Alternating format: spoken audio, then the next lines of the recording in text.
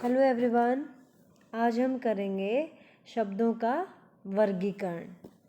शब्द कितने प्रकार के होते हैं और किस आधार पर ये उत्पन्न हुए हैं। पहला है बच्चों उत्पत्ति के आधार पर, दूसरा है रचना के आधार पर। उत्पत्ति मतलब जहाँ से वो उत्पन्न हुए हैं, ठीक है। रचना के आधार पर यानी कि रचना यानी बनावट के आधार पर, प्रयोग के आधार पर और उसके अर्थ के आधार पर।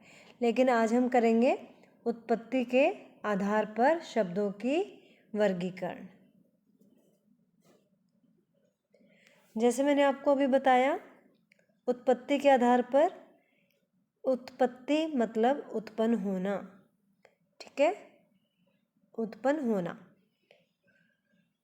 अर्थात वह मूल स्रोत जहाँ से शब्द आया है, जहाँ से वह पैदा हुआ है, जहाँ से वो उत्पन्न हुआ है। हिंदी भाषा का जन्म ही संस्कृत भाषा से हुआ है, आपको पता है। इसलिए संस्कृत के बहुत से शब्द हिंदी में प्रयोग होते हैं, लेकिन वो सेम होते हैं, ठीक है। कुछ शब्द बदल कर होते हैं, तो कुछ बोलियों के लिए होते हैं या कुछ विदेशी भाषाओं से हिंदी में आए हैं, ठीक है। तो ये है हमारे शब्दों की उत्पत्ति, यानी कि वो कहाँ से आए हैं। जैसे संस्कृत भाषा से या दूसरे विभिन्न बोलियों से, विदेशों से, विदेशी भाषा से।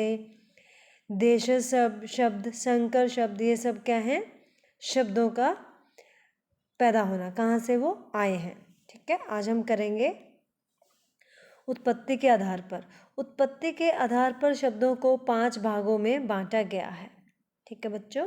पहला है तत्सम, तद्भव, देशज, विदेशी और संकर शब्द, ठीक है।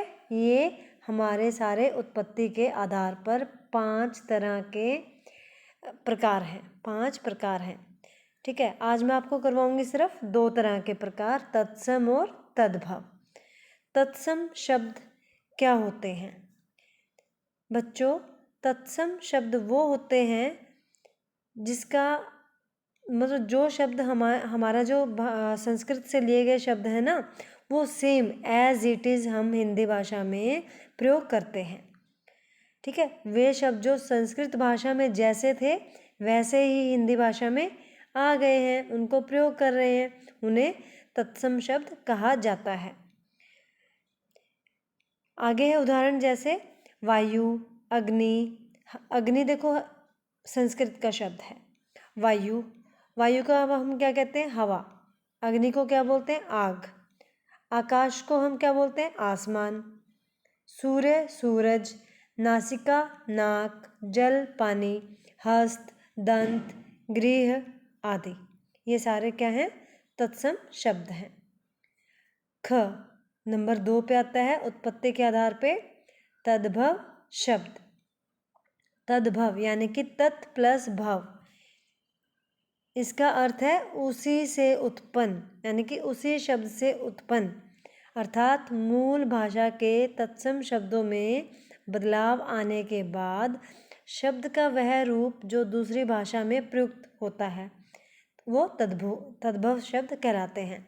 आपको दूसरी भाषा में बताते हैं, वे शब्द जो संस्कृत भाषा से हिंदी में कुछ परिवर्तन या बदलाव के साथ सरल रूप में बदलकर प्रयोग में लाए जाते हैं, उनको तद्भव शब्द कहते हैं।